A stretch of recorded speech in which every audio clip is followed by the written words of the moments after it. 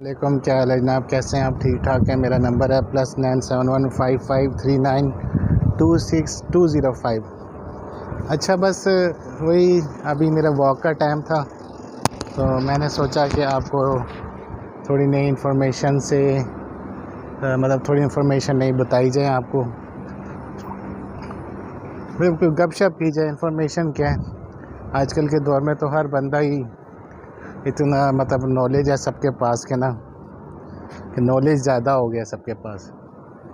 बहरहाल मैं ये आज एक टॉपिक ये चलो बताता हूँ कि चलो जो आपके हवाले से ज़्यादा इम्पोर्टेंट है, गपशप तो चलती रहेगी कि ये टेक्नीशियन किस तरह आप एविएशन के टेक्नीशियन कैसे बन सकते हैं, टेक्नीशियन कितने टाइप के होते हैं, क्या क्या उनकी प्रॉब्लम्स होती हैं। हाँ, टेक्नीशियंस के ऊपर जो है ना, और इंजीनियरिंग डिपार्टमेंट के ऊपर थोड़ा सा मैं रोशनी डालूँगा। ठीक है, रोशनी तो अभी वैसे यहाँ पे भी नहीं है। तो बहरहाल टेक्नीशियन जनाब, एयरलाइन के अंदर टेक्नीशियन 2-3 किस्म के होते हैं। एक तो ये कि एवियोनिक टेक्नीशियन होते हैं, यानी जिनको ये होते हैं ना, बिजली का काम करते हैं। ये आम टेक्नीशियन नहीं होते, बहुत ही माहिर होते हैं। इसमें हम वायरिंग की क्रिम्पिंग वगैरह करते हैं, सर्किट ब्रेकर्स वगैरह। अच्छा, ये लोग चलो पहले ऊपर से शुरू होते हैं, जैसे इनके जो लोग जिम्मेदारियां होती हैं, टाइम पे ड्यूटी पे आना, फिर तमाम एयरक्राफ्ट जब अगर शॉप के अंदर हैं तो जितने इलेक्ट्रिकल के या इंस्ट्रूमेंट्स के जितने वो होते हैं, इसके 2 पार्ट्स में सेग्रीगेट कर लेते हैं। इलेक्ट्रिकल इंस्ट्रूमेंट दोनों ही एवियोनिक स्टेट में आ जाते हैं। तो इलेक्ट्रिकल में ये जनरेटर मोटर्स वगैरह देखते हैं, और इंस्ट्रूमेंट के अंदर जो छोटे छोटे इंस्ट्रूमेंट्स होते हैं वो देखे जाते हैं। सही है। इलेक्ट्रिकल क्या होता है, इसमें जनरेटर मोटर्स, इसके अलावा ये स्मोक डिटेक्टर्स वगैरह आते हैं, मोटर्स वगैरह होती हैं, डिफरेंट ये कंट्रोल सर्फेसेस होती है। मैंने आपको बताया था ना, एलिरोन विंग्स के पास जो सर्फेसेस होती है उसको एलिरोन बोलते हैं। जो पीछे होती है वो एलिवेटर होता है, दुम जिसे कहते हैं, और उसके ऊपर जो कलगी होती है जैसे मुर्गी की होती है उसको एलिवेटर रडर बोलते हैं। ठीक है, तो इनके ये जो सर्फेसेस मूव करती हैं ना, हॉरिजॉन्टल स्टेबलाइज़र होता है वो सबसे, जो पूरी जो पीछे वाली टेल होती है ना, विंग नुमा, छोटी विंग क्या छोटा विंग कह सकते हैं, टेल कहते हैं उसको, कहते हैं हॉरिजॉन्टल स्टेबलाइज़र। और जो वो खड़े से होता है उसको वर्टिकल स्टेबलाइज़र कहते हैं, और उसके जो पीछे लगा होता है वो उसको रेडार बोलते हैं। यानी वर्टिकल स्टेबलाइज़र के साथ जो, अब मेरे पास कोई तस्वीर होती तो मैं आपको बताता, मैंने तो अब इशारों से आपको समझाना है, और इंशाल्लाह पूरा जहाज़ समझा के रहूँगा। ठीक है, आप सबको मैं इंजीनियर बना के छोड़ूंगा, ऐसे नहीं छोड़ूंगा। जो है चलो मुफ्त की इन्फॉर्मेशन है, आप हासिल करें, मुझे खुशी होगी। आप लोग ये नॉलेज आपके ज़ाया नहीं जाएगा, कुछ नॉलेज तो आपके काम आएगा, कुछ आपके आने वाली जनरेशन की आप गाइड कर सकेंगे। इन्फॉर्मेशन कभी भी ज़ाया नहीं जाती है। ठीक है, तो मैं ये बता रहा था कि एविएशन की फील्ड टेक्नीशियन हो गए, इलेक्ट्रिकल का टेक्नीशियन होता है, एवियोनिक्स का टेक्नीशियन होता है, या एवियोनिक्स टेक्नीशियन होता है जो इलेक्ट्रिकल का भी काम करते हैं, इंस्ट्रूमेंट्स का भी करते हैं। फिर उसके बाद अल्लाह आपका भला करे, नोमैटिक शॉप होती है, उसके भी ज़रा नोमैटिक के टेक्नीशियन होते हैं, वो सब एरोस्पेस में आ जाते हैं। इंजन के टेक्नीशियंस होते हैं जो इंजन का देखते हैं। इसके अलावा और मतलब एरोस्पेस के टेक्नीशियन होते हैं। शॉप के अंदर ये ज़रा इंजन वगैरह के पार्ट्स वगैरह की रिपेयरिंग मेंटेनेंस करते हैं, और इसके अलावा केबन के टेक्नीशियन होते हैं जो केबन और IFE लुक आफ्टर करते हैं। सही है। तो इसके अलावा ये जो हैवी बेस मेंटेनेंस में या लाइन मेंटेनेंस में या लाइट बेस मेंटेनेंस में, इनके अंदर जो टेक्नीशियन होते हैं वो यही होते हैं, या तो एरोस्पेस के होते हैं या फिर एवियोनिक्स के होते हैं, बल्कि या इंजन और एयरफ्रेम के होते हैं, और दूसरे जो होते हैं एवियोनिक्स के होते हैं जो बिजली के होते हैं। तो जो एवियोनिक्स वाले होते हैं वो पूरे एयरक्राफ्ट के अंदर जो वायरिंग सिस्टम है, इलेक्ट्रिकल सिस्टम है और इंस्ट्रूमेंट्स वगैरह जहाँ कहीं भी होगा वो सारा काम जो होते हैं वो एवियोनिक्स के एयरक्राफ्ट टेक्नीशियन कहलाया करते हैं। और जो इंजन और एयरफ्रेम और मैकेनिकल किस्म के जितने काम होते हैं वो एरोस्पेस टेक्नीशियन करते हैं, या इंजन और एयरफ्रेम के टेक्नीशियन करते हैं। फिर इंजन के जो टेक्नीशियन होते हैं वो ज़्यादातर इंजन के देखते हैं, और ज़्यादातर वो आपस में सेग्रीगेशन कर लेते हैं कि जो कोई एयरफ्रेम यानी एयरक्राफ्ट की बॉडी और मैकेनिकल चीज़ें वगैरह देखते हैं, या कुछ ऐसे करते हैं, कुछ अंदर वाले एयरक्राफ्ट के अंदर की चीज़ें देखते हैं, तो कुछ बाहर की देखते हैं। बहुत ज़्यादा नॉलेज तो नहीं हो गया, हज़म हो रहा है ना? तो स्टे ट्यून, ठीक है। तो आपको मैं अपनी लाइफ के वाक़यात भी सुनाऊंगा साथ साथ। तो मेरे ये अच्छा ये हो गया सब, ठीक है, टेक्नीशियन। अब आप इसकी कैसे, इसकी जो है वो मेरी आदत है ना, मैं जो भी काम करता हूँ ना समझे फ्री स्टाइल में करता हूँ, और बिल्कुल मतलब मैं दिल में कोई बात रखता नहीं हूँ, ना मैं किसी के लिए बोझ रखता हूँ, ठीक है। हर तरह के जो है अल्हम्दुलिल्लाह मतलब जो भी इंफॉर्मेशन होती है मैं शेयर करता हूँ, और मेरा ये मानना है कि इंफॉर्मेशन शेयर करने से कम नहीं होता, नॉलेज जितना शेयर करेंगे और बढ़ेगा, ठीक है। ना वो दुनियावी लिहाज से कम होगा, ना आखिरत के लिहाज से कम होगा। तो ये चीज़ गलत होती है कि आप चीज़ें छुपाएं, जो हमारे साथ किया भी है, लोगों ने करते भी थे, लेकिन आप जो है वो हमेशा पॉजिटिव रहें, और पॉजिटिव रहने से आपकी लाइफ भी बढ़ेगी, आपकी ज़िंदगी में कामयाबियाँ भी आपको मिलेंगी, ठीक हो गया। तो ये चीज़ टेक्नीशियन। अच्छा जी, टेक्नीशियन के लिए अब आए आपका एविएशन का आगाज़ कैसे करेंगे। उसके लिए पाकिस्तान के अंदर एक है ये एयर कंपनी है, एयर यूनिवर्सिटी है। इसके अलावा एक और है, नस्ट है। इसके अलावा और स्पेस के लिहाज से करके है, मुझसे भूल गई है, ठीक है। वो भी यानी आप ये डाल लेना, जो यूनिवर्सिटीज़ फॉर एरोनॉटिकल इंजीनियर बोलते हैं उसको, ठीक है, एरोनॉटिकल इंजीनियर। तो इसमें आप सरगोदा रिसालपुर वगैरह में भी करवाते थे, डायरेक्ट एयरक्राफ्ट इंजीनियर का कोर्स करवाते थे।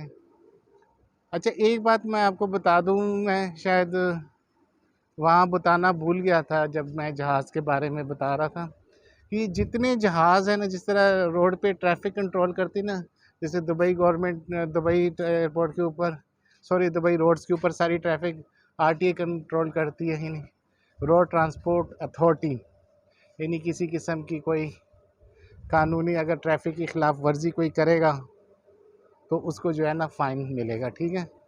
तो आप लोगों ने बहुत केयर से चलानी होती।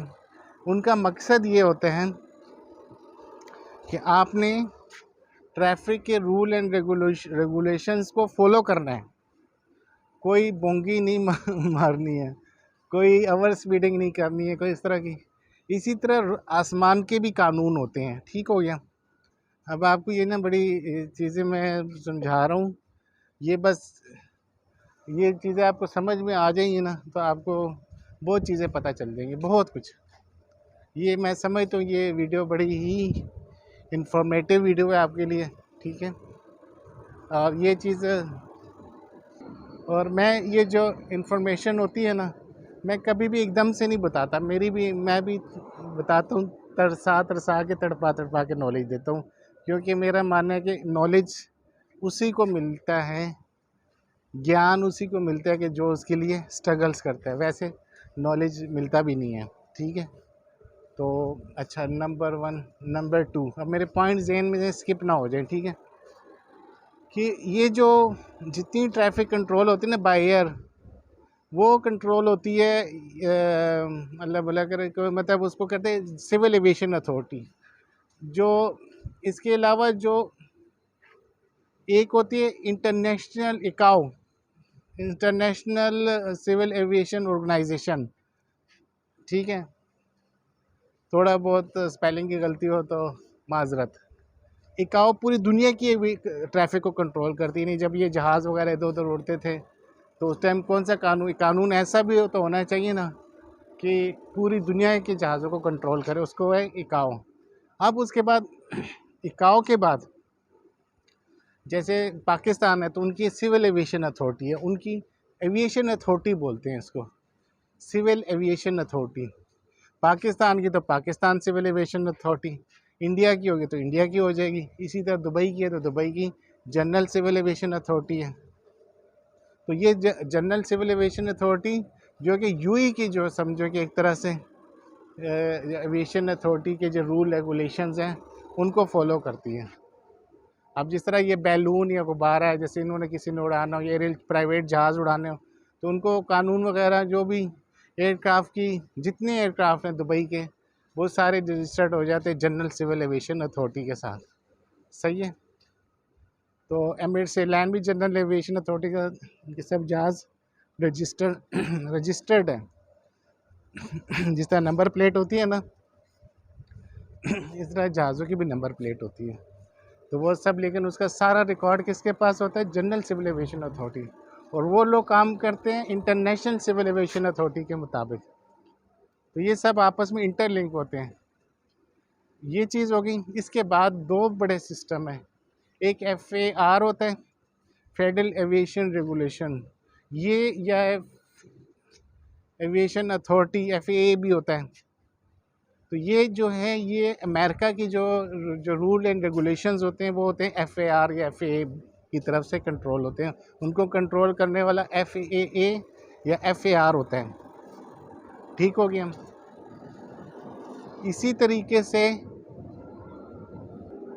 अच्छा FAA पता चल गया, FAR पता चल गया। इसी तरह EASA होता है, जो अमेरिका के जो बोइंग वाले जो जहाज़ होते हैं वो FAA के मुताबिक उड़ रहे होते हैं। ठीक है, उनके ऊपर FAA या FAR के कानून इम्प्लीमेंट हो रहे होते हैं। इसी तरीके से जो यूरोप के जो एयर बसेज हैं, यूरोप से उनका ताल्लुक होता है, तो यूरोप की तरफ से जो रूल होते हैं उसको बोलते हैं यूरोपियन एविएशन सेफ्टी एजेंसी, ये EASA।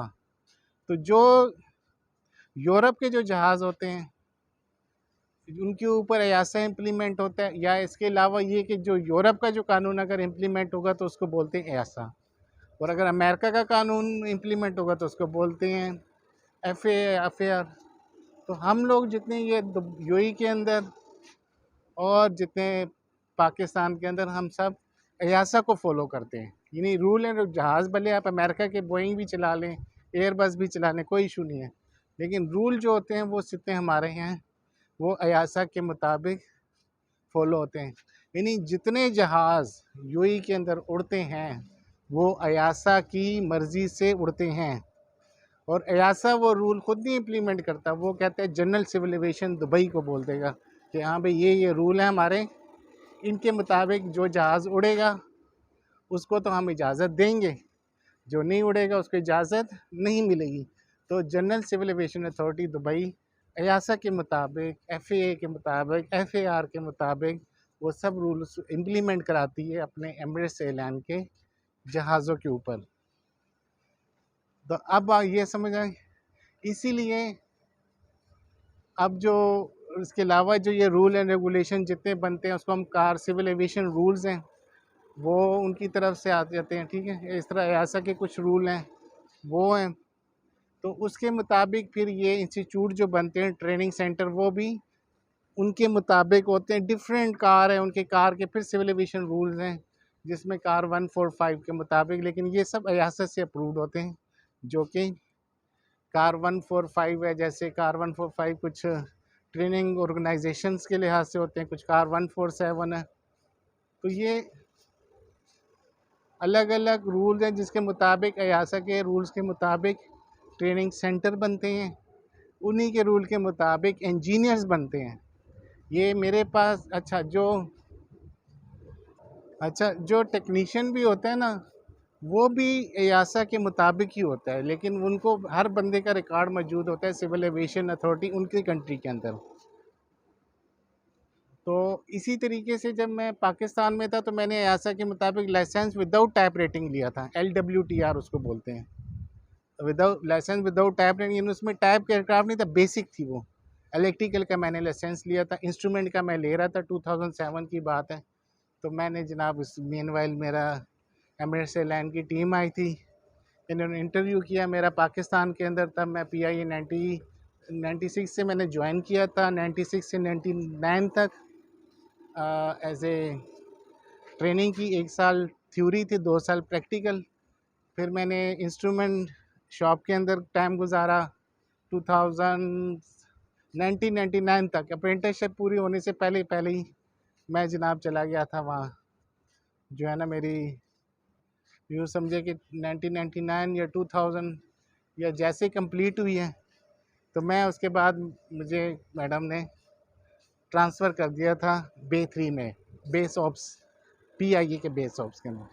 PIA के बेस ऑप्स में 2001 से लेकर समझो कि 2000 से लेकर या 1999 से लेकर 2006-7 तक मैं वहाँ एज एयरक्राफ्ट टेक्नीशियन बे 3 में काम किया। लाइट ऑपरेशन है, लाइट मेंटेनेंस, ठीक है। इसी तरह बेस मेंटेनेंस में काम किया, ठीक है। लाइट बेस मेंटेनेंस बे 3 बोलते हैं। वहाँ मैंने 747 के ऊपर एवियोनिक्स के लिहाज से अपना कैरियर का आगाज़ किया। अच्छा, मैं था इंस्ट्रूमेंट शॉप में, लेकिन मेरी तबीयत थोड़ी सी थी, मतलब मैं बहुत ज़्यादा एक जगह बैठने से तंग होता हूँ, ठीक है। तो मैं बहुत तंग होता था, तो वहाँ की जो मैनेजमेंट है उनको पता चल गया इंस्ट्रूमेंट शॉप, क्योंकि इंस्ट्रूमेंट शॉप में क्या होता था, मुझे एक आइटम को लेके उसकी रिपेयर करनी होती थी। अल्दो मैं करता था, तो लेकिन क्या था कि बस, तो मुझे ना, मैं तंग होता था, मैं ज़्यादा देर बैठने का काम नहीं पसंद करता था। तो फिर मुझे मेरी एप्टीट्यूड को देख के वहाँ की मैनेजमेंट ने मुझे लाइट बेस ऑप्स में भेज दिया, ठीक है। वहाँ मैंने 2006 तक काम किया। 2007 के एंड तक, 6 के एंड में मैं फिर प्लानिंग डिपार्टमेंट में चला गया। वहाँ मैंने ये एयरक्राफ्ट की जितनी शेड्यूलिंग और ये जो man power scheduling, aircraft scheduling, कौन कौन से चेक्स वगैरह होते हैं, अच्छा प्लानिंग डिपार्टमेंट में ये काम होते हैं। तो वहाँ भी मैंने 1 साल गुजारा 2007, क्योंकि उस टाइम मैं बेसिक LWTR ले चुका था इलेक्ट्रिकल का, तो मैं इंस्ट्रूमेंट का ले रहा था, तो उसमें मुझे एक्सपीरियंस मैं बना रहा था, ठीक है। तो 747 पे मैंने मेनवाइल काम किया था। बाद में 777 आने शुरू हुए, तो मैं प्लानिंग डिपार्टमेंट में चला गया। वहाँ प्लानिंग वगैरह जितनी एयरक्राफ्ट के सी चेक्स वगैरह होते हैं या जो टास्क होते हैं वो शेड्यूल होते हैं। अच्छा, ये सब काम मैं as a avionic aircraft technician कर रहा था। उस टाइम तक मैं इंजीनियर नहीं बना था, ठीक हो गया। कहाँ से बात कहाँ चली गई, ठीक है, कहाँ से बात कहाँ चली गई, क्या क्या यादें। जब मैं ये डिफरेंट अपनी लाइफ की स्टोरीज बताता हूँ ना, तो काफ़ी चीज़ें मुझे याद भी आ रही होती हैं साथ साथ। वो ये क्या कहते हैं, यादें माजी अजाब है यार, अब छीन ले मुझसे हाफजा मेरा। चलो ठीक है, चले, आपका तो शेरों से क्या मतलब। अच्छा, तो मैं ये बता रहा था कि आपको एयरक्राफ्ट टेक्नीशियन बनने के लिए, अभी फिर ये बात फिर यहाँ से शुरू करेंगे, थोड़ा बीच में फिर रिवाइंड हो जाएंगे। एयरक्राफ्ट टेक्नीशियन बनने के लिए आप किसी एयर यूनिवर्सिटी या कोई भी पाकिस्तान की यूनिवर्सिटी की जहाँ पे वो एरोनॉटिकल इंजीनियरिंग करवा रहे हैं, जो मुस्तनद एयर हो गया, एक और है स्पेस करके आता है, उसका नाम से भूल गया, नेस्ट में आप एरोनॉटिकल इंजीनियरिंग कंप्लीट करें। 4 साल, 3 साल, 4 साल, अलग अलग कोर्स होते हैं। जैसे मैंने अप्रेंटिसशिप की थी ना, हमें अप्रेंटिसशिप ये थी फ्री में करवाई गई थी, बल्कि हमें 2000 रुपये पाकिस्तानी, फिर 3000 हो गया, पहले 1700, फिर 2000, और फिर 2700 रुपये हो गए। और ये भी उस टाइम के लिहाज से बहुत बड़ा मेरे लिए, हमें बहुत बहुत बड़ी रकम लगती थी, ख़त्म ही नहीं होती थी वो। पाकिस्तानी 2700 बन जाते थे 3 साल तक, जब तक ये हम अप्रेंटिसशिप कर रहे होते थे, तब तक जो है ना वो सारे समझे कि ये हमें ये करवाया था PIA ने। और वो भी PIA के इंटरव्यूज़ पास होने के बाद बस अल्लाह की तरफ से मुझे ये रिवार्ड मिला था। तो ये जो चीज़ है, वहाँ मैंने फिर ये सारे जो एज एवियोनिक एयरक्राफ्ट टेक्नीशियन काम भी किया PIA में 1996 से लेकर 2007, यानी कहते हैं 11 साल काम किए PIA में। फिर 2007 में मैं एमिरेट्स एयरलाइन चला गया था, ठीक है। तो ये चीज़ अच्छा। अब आप लोग जब कोई कोर्स कर लेना, फिर आपने जानना है, एक्सपीरियंस लेना है 2-3 साल का। जैसे अब मैं अप्रेंटिसशिप में तो मैंने 1 साल थ्योरी की, 2 साल एक्सपीरियंस भी मिल गया, तो ऑटोमेटिकली सारा कुछ जो है ना वो मुझे अल्लाह की तरफ से सब चीज़ें मिल गई। और फिर मैं एज़ ए ग्रेड 4 के अंदर आया था, और फिर प्रमोशन नहीं हुई वहाँ पे, पीआईए में भी। प्रमोशन के मामले में मैं हमेशा ही बड़ा अनलकी रहा हूँ, तो बहरहाल एक खुशी होती है। तो मेरी उस टाइम सैलरी थी 13,000 रुपये तक थी, जब मैं पीआई में ग्रेड 4 करके, हमें पहले 3 था, जैसे हम गए तो एकदम से ग्रेड 4 मिल गया था। तो कहने का मकसद है, आप 2-3 साल एक्सपीरियंस ले, चाहे एयर ब्लू में लें, चाहे किसी भी एयरलाइन में जाके लें, चाहे पीआईई में लें, चाहे आपको फ्री में काम करना पड़े। पहले 2-3 साल थ्योरी कंप्लीट करें, अपने इंजीनियरिंग, एरोनॉटिकल इंजीनियरिंग कंप्लीट करें, फिर आप थ्योरी लें। उसके बाद फिर मैं आपको बताऊंगा कि यहाँ पे क्या क्या आपको बेनिफिट्स वगैरह मिल सकते हैं। तो उसके बाद जब आप ऐसे काम करेंगे, एज ए टेक्नीशियन कहलाएंगे, या तो एवियोनिक्स का कर लें, या एयर फ्रेम या इंजन का कर लें, तो वो आप, कोई आपकी चॉइस है, जैसे आपका दिल चाहता है, तो वो आप वो फील्ड ज्वाइन कर लें। ठीक हो गया। तो चाहे पीआईए, फ़र्ज़ करें आप पीआईए में आ जाते हैं, पीआईए में 2-3 साल पूरे हुए, उसमें आप आ जाएंगे अंडर सिविल एविएशन अथॉरिटी। यानी आपने यहाँ पे जो इंजीनियरिंग का लाइसेंस लेना होता है, वो लाइसेंस विदाउट टाइप रेटिंग होता है, बेसिक लाइसेंस होता है, इलेक्ट्रिकल का होता है, इंस्ट्रूमेंट का होता है, और साथ में आप टाइप कोर्स करते हैं। ठीक है। और टाइप कोर्स किसी एक जगह से करेंगे तो आपको E1 मिल, वो मतलब इंजीनियर की डिग्री मिल जाती है वहाँ पे, इंजीनियर। ठीक है। तो इंजीनियर की सैलरी जब टेक्नीशियन होता है, हो सकता है पीआईए में 40-50 हज़ार सैलरी हो। ठीक है। और जब इंजीनियर बनता है तो 1 लाख 1.5 लाख तक सैलरी चली जाती है, इससे भी कई गुना ज़्यादा होती है, इससे भी कई गुना ज़्यादा होती है। आप अंदाज़ा लगा लें, अगर 10,000 का भी रखें तो कम से कम मेरे ख्याल से तकरीबन 3-4 लाख रुपए तो अब आजकल होती होगी, जितनी महंगाई हो गई है। ठीक है। आगे अल्लाह बेहतर जानते हैं।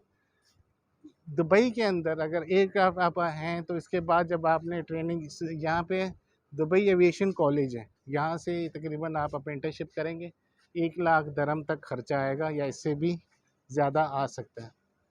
दुबई एविएशन कॉलेज में करें, उसके बाद आप ट्रेनिंग लें, यह आपकी ज़िम्मेदारी, जहाँ फ्री में मिलते हैं। 2-3 साल आपने मेहनत करनी है, एक्सपीरियंस लेना है जहाज़ों का। फिर उसके बाद आपने लेना है B1, या जो एवियोनिक की जो डिग्री होती है उसको बोलते हैं B1। और जो इलेक्ट्रॉनिक्स की डिग्री जो एरोस्पेस की होती है उसको, सॉरी, जो एवियोनिक्स की होती है उसको B2 बोलते हैं, और जो एरोस्पेस या इंजन की डिग्री होती है उसको B1 बोलते हैं, और एवियोनिक्स की होती है उसको B2 बोलते हैं। तो मैंने जो है वो B2 लिया हुआ है। वो B2 जो है वो EASA से अप्रूव्ड है, यानी यूरोपियन एविएशन सेफ्टी एजेंसी। यानी मैं एरोनॉटिकल इंजीनियर हूँ, लेकिन ये एक बेसिक डिग्री है, ये टाइप कोर्स नहीं है। टाइप कोर्स मेरे पास 737 पाकिस्तान में था, यहाँ पे वो 737 पे नहीं, मैं 777 और 380 पे काम करता था। तो यहाँ पे फिर मैंने इसके बाद कैटेगरी ए लिया है, एक लिया है, उसमें मैकेनिकल, जैसे एसोसिएट इंजीनियर होता है ना, यानी उसका कैट ए लिया मैकेनिकल का। उसकी बेस के ऊपर, नहीं, कैट ए भी मेरे पास था और B2 लाइसेंस भी था। तो वो B2 लाइसेंस और कैट ए की बेस के ऊपर ना मैंने कैटेगरी ए लिया था। वो मैकेनिकल इंजीनियरिंग का लाइसेंस होता है, लेकिन छोटा होता है, B2 बड़ा होता है। टाइप कोर्स मेरे पास नहीं था। टाइप कोर्स ये होता है जैसे कोई 777 है या A380 है, ये आपने पूरा, ये 1.5 महीने का कोर्स होता है। वो मैंने छोटे सारे कोर्स किए थे, लेकिन ये बड़ा कोर्स मैं नहीं कर सका था। तो बाद में जो है ना, जिसका मुझे ये हो गया कि जब मैं कोरोना में निकाला गया, तो बाद में जस्टिफाइड नहीं कर सका, यूँ समझे कि अगर मेरे पास वो टाइप कोर्स होता तो शायद मैं वापस मुझे ले लेते। वो टाइप कोर्स बहुत इंपॉर्टेंट होता है, यानी उसमें आपको किसी जहाज़ 777 या 380, इसका पूरा जो है ना आपको, हालांकि मुझे पता है, हर चीज़ पता है, लेकिन वो एक सर्टिफिकेट होता है, वो मुझे, मेरे पास नहीं था। एक समझो कुछ घंटे हैं वो पूरे करने पड़ते हैं, और यही रूल होता है कैप्टन्स के लिए भी होता है कि वो ट्रेनिंग कंप्लीट होगी तो तभी वो अथोराइज होते हैं, वरना नहीं। लेकिन अल्हम्दुलिल्लाह 2012 से लेकर मैं 2007 में आया था, मार्च अप्रैल में एमिरेट्स एयरलाइन में। यहाँ आके मैं हैवी बेस मेंटेनेंस में काम करता रहा 2012 तक। यहाँ मैंने B2 लाइसेंस लिया, फिर मैं चला गया था लाइन मेंटेनेंस। वहाँ पे मेरा ख्याल था कि मैं इंजीनियर बन जाऊँगा। उस टाइम पे खाली B2 के ऊपर भी इंजीनियर बना रहे थे, लेकिन मेरी बैड लक थी कि मैं इंजीनियर नहीं बन सका। उस टाइम रूल ये आ गया कि आपको टाइप कोर्स भी लेना है। ये टाइप कोर्स को वाले को भी इम्पोर्टेंस देते थे, हालांकि इसके लिए ज़रूरी नहीं होता। जो काम मैं करता था, मैं लाइन मेंटेनेंस में 2012 से लेकर 2020 तक रहा। 2020 जून अगस्त में मैं जॉब से बर्खास्त कर दिया गया, सिर्फ इस वजह से कि कोरोना की वजह से। और दोबारा फिर जो है ना, ना मेरा मूड बना, ना एमिरेट्स एयरलाइन का मूड बना। जब मूड बनेगा देखी जाएगी, लेकिन अल्हम्दुलिल्लाह मैं खुश हूँ, क्योंकि मतलब एक चीज़ नहीं होती, बहुत सी चीज़ें होती हैं। मतलब मैं ये समझता हूँ कि इंसान को कोई चीज़ लूज़ हो जाए ना, जैसे खो दे किसी को, तो इसका मतलब है उसके बदले में उसको कोई और चीज़ मिलेगी। मुझे इतना पता है ना, मैं अल्हम्दुलिल्लाह हिम्मत हारने वाला इंसान हूँ। जो है ना, इसी का नाम ज़िंदगी होता है। स्ट्रगल्स करते हैं। मैं समझता हूँ कि अगर मैं एमिरेट्स एयरलाइन में भी काम करता, वहाँ मेरी 14,000 सैलरी थी। अभी अगर मैं इंजीनियर बन जाता तो 30,000 दिरहम सैलरी होती। लेकिन मुझे इस चीज़ का रिग्रेट नहीं है, क्योंकि वहाँ पे भी मैं था, यहाँ पे भी मैं हूँ। जितना अल्हम्दुलिल्लाह अल्लाह ने मुझे नॉलेज दिया है, वो ज़ाया तो नहीं जाएगा। अब ये मेरा काम है कि उस नॉलेज को कैसे मैं यूटिलाइज़ करूँ। अब समझ में आई? ये मेरा काम है कि मैं उस नॉलेज को कैसे यूटिलाइज़ करूँ। वो लोग शायद भूल गए हैं कि मैं इंजीनियर के साथ-साथ बिज़नेसमैन भी हूँ। मैं सिर्फ़ इंजीनियर नहीं था, मैं बिज़नेसमैन भी हूँ। तो इसीलिए मैंने अल्हम्दुलिल्लाह मैंने बिज़नेस की भी नॉलेज हासिल की हुई है, तो जिसने मुझे बचा लिया। वरना तो मैं कहाँ गल सड़ रहा होता, मैं गल सड़ रहा होता। लेकिन मेरा बिज़नेस के नॉलेज ने मुझे बचा लिया।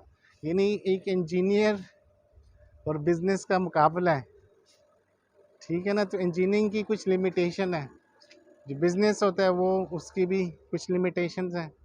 तो इसलिए मेरे पास दोनों नॉलेज हैं अल्हम्दुलिल्लाह। तो वो चीज़ें जो होती है ना, इसलिए अगर कोई और होता मेरी जगह तो शायद डूब जाता, लेकिन अल्हम्दुलिल्लाह मेरे पास बहुत से नॉलेजेस हैं जो वक्तन फ़वक्तन आपको जो है ना, मैंने जब मैं इंजीनियरिंग में था तब भी अल्हम्दुलिल्लाह मैंने पूरा इस्तेमाल किया अपने बिज़नेस की सलाहियतों का। 15-15 जहाज़ मैं डेली रिलीज़ कर देता था, साइन करता था। और अल्हम्दुलिल्लाह उसमें डिफेक्ट्स जो दिन के जो सबसे टफ़ जहाज़ होते थे मुझे दिए जाते थे, और मैं वो सब जो है ना अल्हम्दुलिल्लाह मैं करता था। अल्हम्दुलिल्लाह वो सबसे मैं रिलीज़ करता था, और सबसे जो दिन के टफ़ एयरक्राफ्ट थे मुझे दिए जाते थे, और मैं वो रिलीज़ कर देता था अल्हम्दुलिल्लाह। मतलब मैं किसी को बुरा नहीं कहूँगा, लेकिन क्योंकि ये मैं इस चीज़ को इसलिए भी चैलेंजेस लेता था कि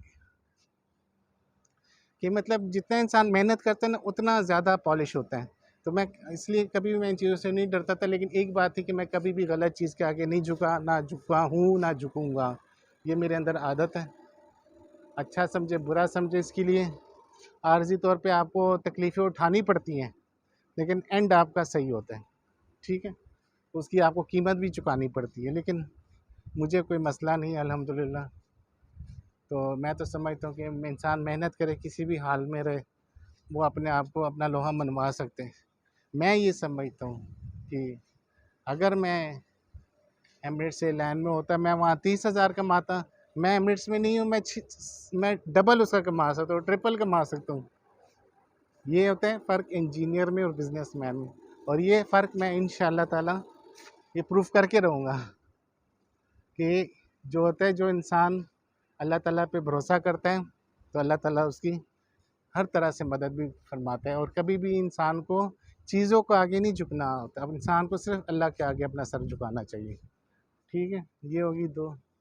आप अपने मोरल्स हमेशा हाई रखें, कभी भी डिस्करेज ना हो। मेरे बारे में कहा जाता था, और अल्हम्दुलिल्लाह यानी काफ़ी ऐसे माशाल्लाह इंजीनियर हैं जो मेरे नोट्स हैं जिनसे लोग इंजीनियर बने, और ये सदका जारिया होता है। यही नहीं, बल्कि और भी बहुत से लोगों ने फील्ड में लोग मुझसे मुस्तफ़ीद हुए हैं, और ये सफ़र चलता रहेगा इसी से लाइफ में मज़ा भी आता है।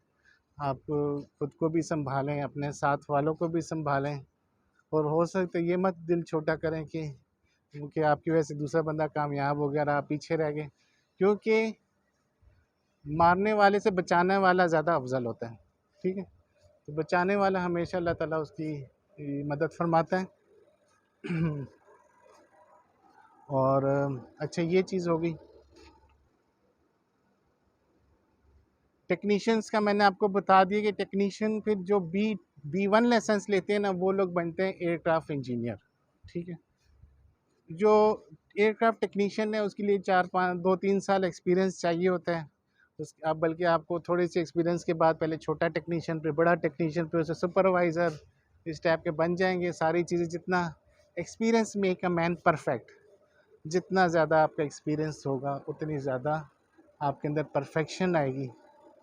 ठीक है, इसी तरह फिर जो इंजीनियर की जो रिक्वायरमेंट्स होती हैं, अच्छा, उसके अंदर जो रिक्वायरमेंट्स होती हैं, जैसे मैं एमिरेट्स एयरलाइन के हवाले से बता दूं, जब आप एज ए टेक्नीशियन काम किया, 4-5 साल आप काम करें, प्रैक्टिकल एक्सपीरियंस के साथ काम करें, खूब दिल लगा के मेहनत करें, एरोस्पेस में जो B1 जिसने लिया होता है वो B1 का इंजीनियर बन जाता है, मैकेनिकल एयरफ्रेम इंजन का इंजीनियर कहलाता है। और जिसके पास B2 लाइसेंस होता है वो एवियोनिक्स इंजीनियर बन जाता है। 4-5 साल आप एक्सपीरियंस लें, जनरल सिविल एविएशन अथॉरिटी से आप B1 का कोर्स करें, एवियोनिक्स के लिए B2 करें, और वो जो B1 और B2 उसके कुछ मॉड्यूल्स होते हैं, कुछ पेपर होते हैं, 16-17 पेपर होते हैं, whatever, multiple choice questions होते हैं, वो आप general civil aviation authority Dubai से आप यहाँ क्वालिफाई करेंगे। और अगर पाकिस्तान में है तो वो वहाँ के सिस्टम के मुताबिक आप सिविल एविएशन अथॉरिटी दुबई से आप करेंगे, सिविल एविएशन अथॉरिटी पाकिस्तान से आप करेंगे। सेम ये रूल हर जगह, हर कंट्री वाले अपनी सिविल एविएशन अथॉरिटी से B1 या B2 करेगा। ये एरोस्पेस, एवियोनिक्स या एयरफ्रेम इंजन का जो है ना वो कोर्स करेगा। और ये 2 तरह के ख़ास इंजीनियर होते हैं। फिर ये जो केबन के इंजीनियर होते हैं, ये एक्चुअली एक तरह से मैकेनिकल इंजीनियर होते हैं। ये एरोस्पेस में ही आता है, समझो जिसके पास एयरफ्रेम इंजन का आता है वही लोग केबन के इंजीनियर भी कहलाए जाते हैं। ये उनकी छोटी ब्रांच है। यानी जो एरोस्पेस का इंजीनियर होता है B1, वो पूरे एयरक्राफ्ट के इंजन वगैरह का सिस्टम देखता है कि पूरे इंजन सही हैं, कंट्रोल सर्फेसेस सही काम कर रहे हैं, वो बड़ा इंजीनियर कहलाता है, उसको B1 इंजीनियर कहते हैं। ठीक है, और B2 इंजीनियर जो होता है वो बिजली का सिस्टम देखता है, वो एवियोनिक्स का सिस्टम देखते हैं। अगर एक इंजन है उसकी RPM कम है, ज़्यादा है, तो ये कौन देखेगा? ये B1 इंजीनियर देखेगा। लेकिन अगर उसके अंदर कोई ओवर हीटिंग हो रही है या कोई वायर नहीं चल रही या कोई चीज़, तो एरोस्पेस वाला उनको बताएगा, एयरफ्रेम इंजन वाला एवियोनिक्स के, भाई तुम्हारी वायर सही नहीं काम कर रही, या तुम्हारा सेंसर काम नहीं कर रहा, ये इंडिकेटर काम नहीं कर रहा, तो एवियोनिक्स वाला इंजीनियर अपने टेक्नीशियंस को कह के वो ठीक करवाएगा। तो एवियोनिक इंजीनियर के लिए एज ए टेक्नीशियन 4-5 साल का एक्सपीरियंस चाहिए, प्लस वो जो बेसिक कोर्स वगैरह होते हैं कुछ साथ करवाए जाते हैं, एयर लेजिस्लेशंस, जन फैम, वो इस तरह कुछ बेसिक कोर्स के शेड्यूल होते हैं जो कि करवाए जाते हैं। और उसके अलावा ट्रेनिंग्स होती हैं जो कि ट्रेनिंग सेंटर से करवाई जाती है। और इसके अलावा ट्रेनिंग्स वगैरह करवाई जाती हैं। और उसके बाद 4-5 साल पूरे करने के बाद जनाब, वो जब आप ट्रेनिंग पूरी कर लेते हैं और 5 साल एज ए टेक्नीशियन प्रैक्टिकल काम भी कर लेते हैं, और B2 लाइसेंस भी हो अगर आपके पास, तो फिर आपको जनाब आपको दिया जाता है कि मतलब आपको टाइप कोर्स भी दिया जाता है। मेनवाइल टाइप कोर्स यानी 777, बोइंग 777-300, 400, 200 डिफरेंट टाइप्स हैं 777 की, किसी एक टाइम में कर लें या फैमिलीज़ में कर लें। जैसे 777-200, 300, इसको कहते हैं 777 फैमिलीज़। एक्सटेंडेड रेंज होते हैं, अलग अलग रेंज होते हैं, लॉन्ग रेंज। इस तरह एयरबस 380 के भी -800 हमारे पास जो एयरबस 380 है एमिरेट्स एयरलाइन में, उसके भी आप टाइप कोर्स कर सकते हैं। तो वो जिस जिस जहाज़ का आप टाइप कोर्स करेंगे वो जहाज़ आप साइन कर सकते हैं। उसी फैमिली का, जिस फैमिली का आपने, जैसे -800 या जैसे 777-200, 300, अगर आपने 200 किया तो आप 200 ही साइन कर सकते हैं। सेम कैप्टन का भी ऐसा होता है कि जिस जहाज़ की उसने ट्रेनिंग ली होती है वो बंदा वही जहाज़ फ्लाई कर सकता है। उनके लिए कुछ फ्लाइंग आवर्स कंप्लीट करने होते हैं, उनके लिए भी एयर लेजिस्लेशन होते हैं। काफ़ी चीज़ें कॉमन होती हैं इंजीनियर की और कैप्टन की। ठीक है, तो ये सब चीज़ें हैं। B1 के लिए B1 का करेगा वो, B2 वाला इंजीनियर B2 के वो कोर्स करेगा। और ट्रेनिंग वो अपनी जो है ना, अपने जो एक्सपीरियंस के अंदर वो लोग 5 साल में बताते हैं कि फ़लाँ सिस्टम के ऊपर आपने काम होना चाहिए। जैसे एवियोनिक्स का है तो उसका बताएंगे, जैसे तुमने फ़लाँ सिस्टम पे काम किया है, एयर फ्रेम वो मतलब फ़लाँ इंजन पे काम किया है, फ़लाँ इग्निशन सिस्टम पे काम किया है, इग्नाइटर प्लग्स वगैरह, ये सारे काम वगैरह जो होते हैं, कुछ कामों की एक लिस्ट होती है, वो जनरल सिविल एविएशन अथॉरिटी की तरफ से प्रोवाइड की जाती है कि तुम्हें फ़लाँ काम हुआ होना चाहिए। इसके अलावा ये चीज़ है कि ये आप ये देखें कि जैसे मैं ACM समझो सट लाइसेंस एयरक्राफ्ट टेक्नीशियन था। मैं IFE भी साइन करता था, बोइंग 777। मैंने B2 लाइसेंस भी किया हुआ था, सिर्फ टाइप कोर्स नहीं था। मैं केबन भी सारे करता था, बोइंग 777, एयरबस 380, बोइंग और A340, A350, A330, इन सब के ऊपर के मेरे पास लाइसेंस थे। ठीक है, तो ये मैं साइन करता था अल्हम्दुलिल्लाह। IFE सिस्टम में करता था, केबन का सिस्टम करता था। तो एवियोनिक्स की जो लाइट्स वगैरह, जो डीडीज़ वगैरह होती थी, वो हम लोग मतलब वो सारी लाइट्स वगैरह, ये सारे जितने सिस्टम थे, ये मैं ये एंट्रीज़ वगैरह क्लियर कर लेता था। ठीक है, ये सब चीज़ें। इसके अलावा हम लॉग बुक्स भी क्लियर, मतलब डिफेक्ट्स भी क्लियर कर लेते थे। तो ये सब चीज़ें थी, लेकिन टाइप कोर्स ना होने की वजह से ये कि उसको हम लीगली इस चीज़ को अथोराइज़ नहीं कर सकते। तो मेरे पास IFE, केबन और एवियोनिक्स 3 तरह के मैं काम करता, लेकिन केबन के अंदर मैं करता था सारे। उसमें ये जिस तरह आप मूवीज़ वगैरह देखते हैं, स्पीकर्स वगैरह, ये सब मैं क्लियर करता था। इंटरनेट सिस्टम, वाईफ़ाई सिस्टम है, उसके बाद और बहुत से सिस्टम है। लाइटिंग पूरे जहाज़ की जो होती है, उसमें फ़र्स्ट क्लास, बिज़नेस क्लास की जो सीट्स वगैरह होती हैं, गैलीज़, इंसर्ट्स हो गए, हीटर्स वगैरह हो गए, पानी का जितना सिस्टम है, ये सब चीज़ें हम देखते थे। केबन के अंदर जो साम था ऐसा सारा वो मैं देखता था। तो डेली की 15-20 एंट्री होती थी, तो 15 एंट्रीज़ मैं क्लियर करता था। तो अल्हम्दुलिल्लाह, क्योंकि हमने तो ये देखे ना कि मेहनत करो बस, और अल्लाह पे जो उसका अजर है वो अल्लाह पे छोड़ दो। जो होता है आपका काम है मेहनत करना, रिज़्क हलाल कमाना है। अल्हम्दुलिल्लाह जब तक मैं काम किया, सैलरी ली उसकी, हमने काम किया, उन्होंने सैलरी दी, हिसाब बराबर, हिसाब बराबर। ठीक है, तो अब मेरे पास क्वालिफ़िकेशंस वगैरह तो है अल्हम्दुलिल्लाह। मैं देखूँगा किसी और एयरलाइन का, तो कुछ दूसरा मैं और तरह से सोचता हूँ कि ये चीज़ें जो होती हैं ना, ये अगर मैं इस तरह डायरेक्ट एज इंजीनियर नहीं गया तो मेरा क्या, मैं एज ए बिजनेस मैन बहुत और कहीं ऊपर से आ जाऊँगा, या किसी और मार्केटिंग के एंगल से शायद एमिरेट्स एयरलाइन से मुलाकात हो, या किसी और से, या कहीं और हो। मुझे इससे कोई फ़र्क नहीं पड़ता, क्योंकि मुझे इतना पता है कि अगर एज ए इंजीनियर मुझे 20-30 हज़ार रुपये मिलते हैं, तो अब मैं आऊँगा तो 50-60 हज़ार से कम में नहीं आऊँगा। ठीक है, मतलब और ज़्यादा 2 कदम और स्टेप्स एडवांस करके आऊँगा अगर मैं आया। अल्हम्दुलिल्लाह, इतनी अल्हम्दुलिल्लाह अल्लाह ने मुझे पोटेंशियल दी है, इतना मेरा सोशल नेटवर्क है, इतना मेरे अल्हम्दुलिल्लाह अल्लाह ने कॉम्पिटेंसीज़ दी हैं। तो मैं इन चीज़ों से मुझे सुई बराबर भी फ़र्क नहीं पड़ता, क्योंकि मैं अल्लाह पे भरोसा रखता हूँ और मेरा काम है मेहनत करना। अल्हम्दुलिल्लाह, मुझे और तो नहीं याद आता, तकरीबन इंटर के मतलब इंटर के बाद ग्रेजुएशन जब शुरू की ना, तो तब से मैं 18-20 घंटे, शुरू से मेरी आदत है, मैं मेहनत करता रहा हूँ 20 घंटे study, non stop study, study और मेहनत। 18-20 घंटे पहले भी मेहनत करता था, अभी भी करता हूँ। तो मैं ये समझता हूँ कि मेहनत के ऊपर जो है ना, वो आपको ज़्यादा डिपेंड करना चाहिए होता है। और ये चीज़ें, आसपास लोग और ये माहौल, ये आपका कुछ भी नहीं बिगाड़ सकती हैं। अभी भी मैं, रात का टाइम है, रात के तकरीबन 2-3 बज रहे हैं, मेरा वॉकिंग का टाइम है ये, क्योंकि मुझे सारा दिन टाइम नहीं मिलता। फिर मैं सो जाऊँगा फजर के बाद, फिर जो है ना मगरिब तक ज़ोहर तक जो है ना रेस्ट करूँगा, फिर ज़ोहर के बाद फिर इंशाल्लाह फिर 2-3 बजे फिर आप लोगों के साथ मतलब राब्ते में हो जाऊँगा। इसलिए 2-3 तक राब्ता नहीं करता अभी, बड़ी उल्टी शेड्यूलिंग हुई है। तो ये सब चीज़ें हैं। तो आपको एयरक्राफ्ट टेक्नीशियन बन जाएँ, एयरक्राफ्ट टेक्नीशियन की सैलरी बेसिक आजकल, पहले छोटा टेक्नीशियन होता है, उसकी सैलरी 7-8 हज़ार दिरहम तक होती है।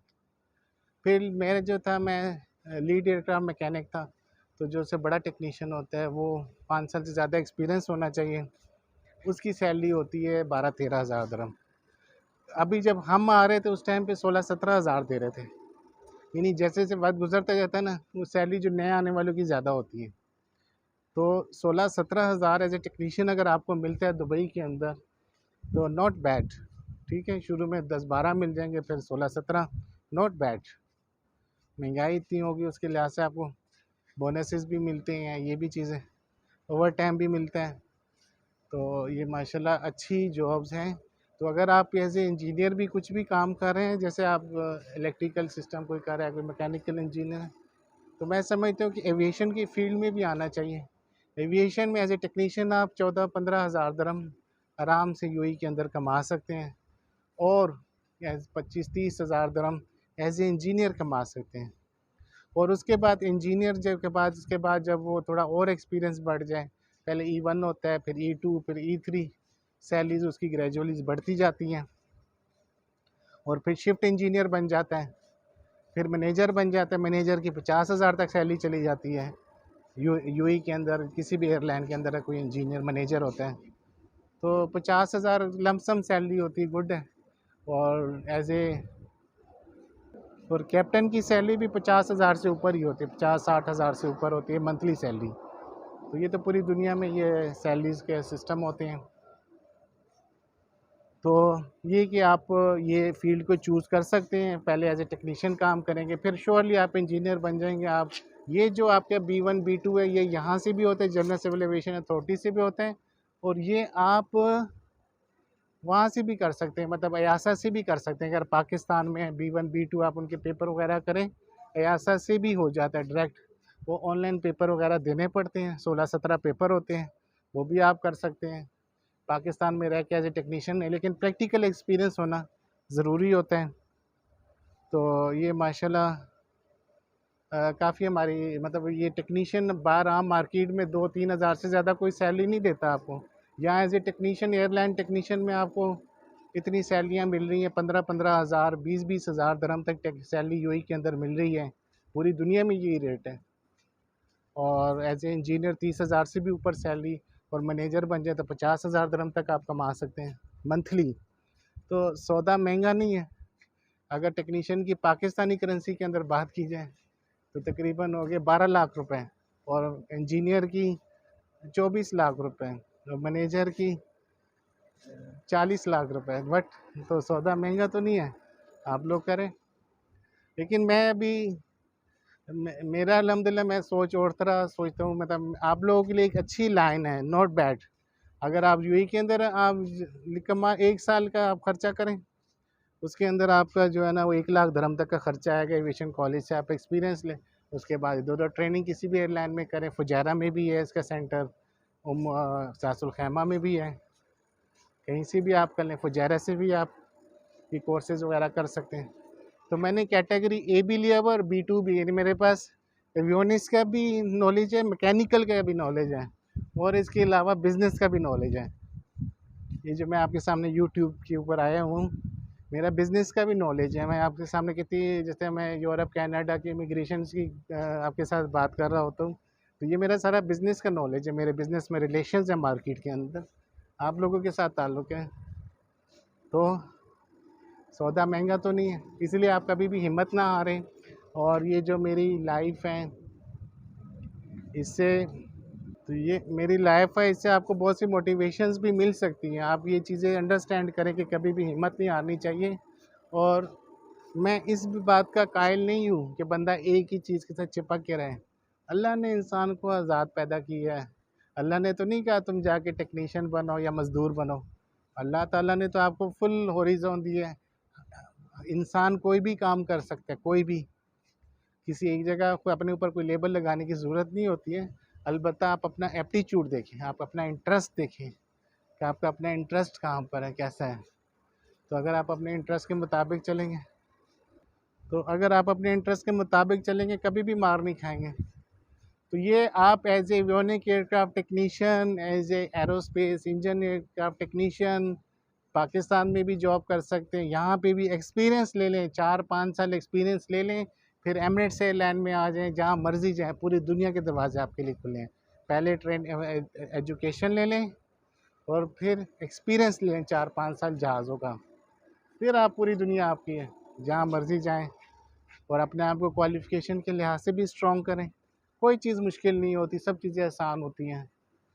तो हिम्मत नहीं हारनी चाहिए होती है। हिम्मत मर्दा मदद खुदा, मेहनत करें। और आपसे आज मैंने मतलब ये बताया कि एयरक्राफ्ट टेक्नी इंजीनियरिंग डिपार्टमेंट एविएशन के अंदर एयरक्राफ्ट टेक्नीशियन जो होता है वो कैसे बनता है, क्या क्या मराहिल से गुज़रता है।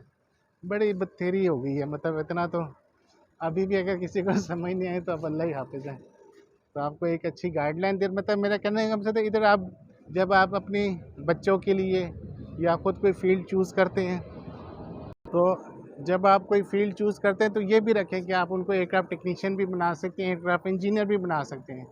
उसके लिए जिस तरह की रहनुमाई चाहिए काफ़ी मैं बता भी चुका हूँ, और आप लोगों को बाकी भी इंशाल्लाह और भी मज़ेदार एग्जांपल्स और इनके साथ मैं आपको बताऊँगा। आई थिंक ये कि ये आज वाला जो हमारा अल्लाह ताला ज़हन में बातें डालने वाला है, आज के जो टॉपिक था बहुत ज़बरदस्त टॉपिक था। तो कैप्टन्स भी इसी तरह बनते हैं, सिर्फ़ फ़र्क ये होता है कि वो फ्लाइंग आवर्स कंप्लीट करते हैं। 100, 200, 300, और जो ये एयरबस ए 380 वाले उनके 1000-2000 फ्लाइंग आवर मल्टीपल इंजन्स पे होने चाहिए, इस तरह रिक्वायरमेंट्स रहती हैं। तो अब हम ये कि दुआओं में याद रखिएगा, आप अपना बहुत ख्याल रखें, टेक केयर, अल्लाह हाफिज़। हाँ, और दूसरी बात मैं ये कह रहा हूँ कि सब यूट्यूब चैनल को मेरे सब्सक्राइब करें, बट ताकि आपको ऐसी और इन्फॉर्मेटिव मैसेजेस मिलते रहें, और बेल आइकन को भी क्लिक करें ताकि आपको न्यू नोटिफिकेशंस मिलती रहें। तो मेन ट्रेड इस टाइम मेरा यूरोप कनाडा की इमिग्रेशन का ही है, लेकिन ये कि चलो जो चीज़ें अल्लाह ने मुझे नॉलेज बख्शा है तो उससे मैं सोचता हूँ कि आप सब लोगों को बताता रहूँ, ठीक है। तो यूट्यूब को आपने लाइक भी करना है, सब्सक्राइब भी करना है, और बढ़ चढ़ के हिस्सा लेना है। और अगर आपको ये बातें सही लगती हैं तो आपने मुझे फुली सपोर्ट करना है, ठीक है, फुली सपोर्ट करना है। तो आप अपना बहुत ख्याल रखें, टेक केयर, अल्लाह हाफिज़।